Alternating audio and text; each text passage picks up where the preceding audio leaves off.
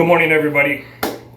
This week I usually get to a point where if I am getting too engaged in social media or news, like I stopped watching the news a long time ago because it just seemed like negative, person dies, this happens. So I had to disconnect because I have such a heart and mind for people that it started like I was walking around just pissed off, like, and wanting to cry all the time. Like, it's like, this is too overwhelming. I have a very overwhelming spirit, whether that be work or my children or whatever. And my children are my everything. Like, I try to surround myself now with people that I didn't. Back in the day, it was whoever would get out of the car and fight with me, which was stupid and just downright ignorant. And I had an anger problem and things from people dying in my past and just things that happened in life that I mean, you can never go to war and have PTSD.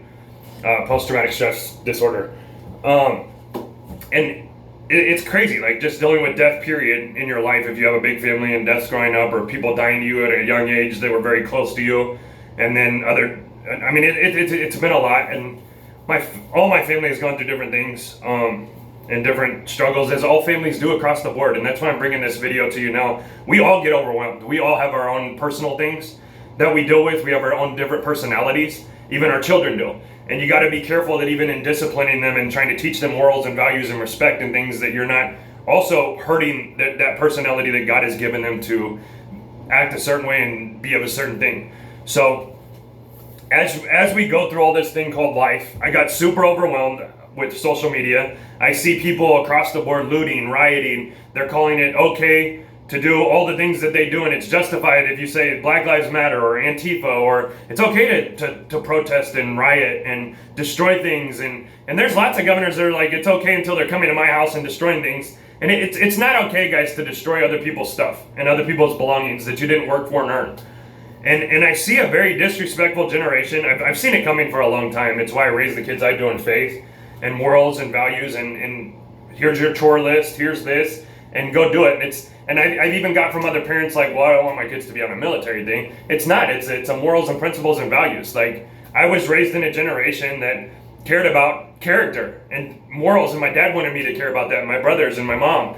And they did as best job that they could as parents. I mean, they weren't perfect either by any means. None of our parents are. And if you had parents that raised you and tried to teach you faith and tried to teach you those things, and then you can take those things and pass them to your kids as a baton of faith or whatever else, thank God for that. Like, there's people that get beat, there's people that starve, there's people that there's many blessings. But a long story short, so I took that, and then things that were going on at work, I started to pinpoint every little thing that's going on. Like, this person ain't doing this person ain't doing this, and I'm forgetting that they are doing a lot of other things.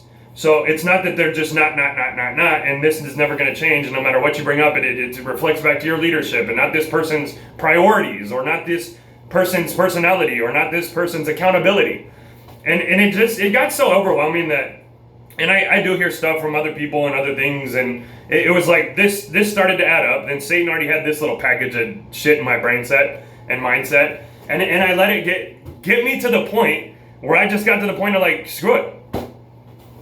And God forbid that any of us come to me, all you who are burdened and heavy laden, and I will give you rest. And I wouldn't go to God. And forgive me, that's the part that hurt the most. Like, I'm the person that always points those people, my kids, everybody, like, focus on God, count your blessings, count your blessings. I wasn't even counting my own blessings. I still was waking up saying the Lord's Prayer. I still was waking up saying, thank you, Father, for all the things you blessed me with. Thank you for my wife. Thank you for my children. Thank you for my home. Thank you for my clothing. Thank you. But then I immediately, like, even after praying these things, would get into, this ain't going right at work. I'm not appreciated. Nobody ever says thanks for anything. Like, but I get blamed for everything. Like, and then I started looking at my home life, and I'm like, I do all this stuff, and like, who cares? Like, nobody would even care. And like, I got into a point where it's like, if I was gone, would anybody even give a shit? Like, I get where people are coming from. I understand that. We all go through it at times. We do. But I let all of this media, all this social media nonsense, all this people shitting on the country and our values and our morals and our system, and these foundations that were built to give us freedoms that people take for granted. And I got so overwhelmed with that, I started pointing it towards work. I started pointing it towards home life. And you guys, we all do it. Me first and foremost. I'm the chief of sinners, as Paul would say. I don't know why God called me to do this thing. I'm an angry, most of the time pissed off person that doesn't always deal with it in the best of ways. I've gotten better at it with my age and dealing with things, and as I was taught by my parents to do, and other people, like I try to surround myself with other brothers, Christian brothers and sisters, that are also trying to raise their kids in faith, and then talk to them about those things. It helps a lot. Like, you got to have that group. You have to have that, and they stopped us from going to church. They stopped us from meeting. They stopped us, and then mental health went off the charts. And all these things, and people got depressed, and it got overwhelming. And luckily where I was at, we didn't have it hit as hard as like these cities. And we also didn't, it wasn't just like, yeah, we're completely shutting down. I still talked to people, we still went to work, we still did things. And thank God for that. I hit this point, and I was still doing a lot of those things. I can only imagine a person that's sitting there just overwhelmed and like the whole world's coming to an end. And you know, I'm very inconsiderate sometimes of people's feelings, because I'm faith over feelings. I'm faith over fear. I'm faith over even, I don't want to say facts, because the truth will set you free. Facts do set you free. When you hear the truth, you may not like it. It may not be something you want to hear. But if you won't hear it and you won't accept it, you also won't grow. And growth is a huge thing in our mindset, in our feelings, and whatever it is. And I always say, there's a very redundant theme throughout all of my videos that I want my kids to know, and they do, is it's not about what we think and feel, it's about what God has said and done. And if we focus on His truths, if we focus on His promises and His word, if we focus on those things, it really gives us the focus to drive forward. And it does, you won't be so overwhelmed, you won't be so heavy laden, you won't be so burdened anymore. But you have to stay on His truths, and I even got off it, and I'm telling you, I start out on it every day. I make myself, I've put myself into a dead direction of routine of this. I'm gonna do this because I know what happens if I don't. And even doing that, I still fed into it. I got so overwhelmed with all the nonsense. I got so overwhelmed with all this, and then it started making me pick little things out that like really have never changed. But does it matter? Keep doing what you got to do. You keep pushing forward. You keep driving. You keep grinding, and you will reap what you sow. What you sow. It doesn't say what everybody else around you sows. But as I end these, love God, love people, love you all. I do love everybody. Even the ones that are so far in left field that I sometimes am like, bro, don't come at me with that nonsense. Like, it's gonna be bad for you. But I don't want to hurt anybody. I don't want people killing each other. I don't want kids dying. It seems nuts. Like, people have just lost it. But if there's any hope, it's that, like my pops used to say, I read the last chapter of the Bible, and God wins. God wins no matter what we do, you guys. We can follow Him and what He has said and told us to do, or we can go off left field and batshit crazy. We can. It's a choice, and every day we get that choice. So I hope this helps you. I try to spit my emotions and feelings without getting super overwhelmed and outraged, because there is a side of me that people are like, why is this dude so angry? I'm a very passionate person. I'm a very personal person. And I do care. I do have feelings, and I'm not one of them dudes that's like, well, if you cry, you're not a man. Man, there's times that I bawl. Like, especially when my pops died. Like, and if you don't let that out, that I'm telling you, it's going to come in a form of rage that I'm going to be bashing walls in and fixing holes, and my kids are going to be like, who's this psycho? And I don't want that person to come out. Like my Aunt Barb used to say, especially after my dad passed, she was very close to him as well as most of his siblings were. But you have to deal with grief in waves. And you have to deal with stress and all that in waves. Like, when it comes, let out whatever, not in a bad way. In your anger, don't sin. Be angry, but don't sin. But in a good way. Release those feelings. Like, if you need to cry, if you need to go outside and just scream to heavens, go for it. Do you. I mean, but you can't just go burn, steal, kill, and all the other stuff. Then that's on other people. Like, I don't know. I don't want to make these super long, because I want people to just kind of be able to watch the video and be like, yeah, but I mean, there's a lot of things, and I get it. But if you can find you another Christian brother or sister, if you want to call me, or whatever, like, I'm down to help anybody. Like, I am. Like, message me in this, and I'll try to help or point you towards whoever I can if I can. But where two or more are gathered, there I am also. And we have to start looking at each other's strengths and not focusing on the weaknesses and the problems, and let me be your brother. Brother, let me be your shelter. I mean, when you're feeling alone and down, it's sisters, brothers. Like, I call everybody that, because I really believe all of us are God's kids. Whether you accept them, don't accept them, it won't change the fact that we are His children. We are made in His likeness and image, and we are to model and be something more than just give up in life. So I get times that are overwhelming. I don't know, I've dealt with a lot of different feelings. I understand people that have super mental health that do have to take medication. You have to take medication or whatever, but don't do it alone. That's my point. Don't do it alone.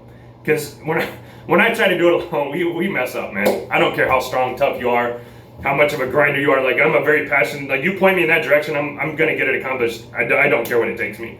And I try to surround myself with people like that, like-minded people that are doing the same thing in faith, and their home with their children, like, and we help each other. As iron sharpens iron, so the countenance of another sharpens the countenance of another. Be that double-edged sword, but do it in faith, not just waving it all over and swinging it around and, I feel this way. I do love y'all. I love everybody.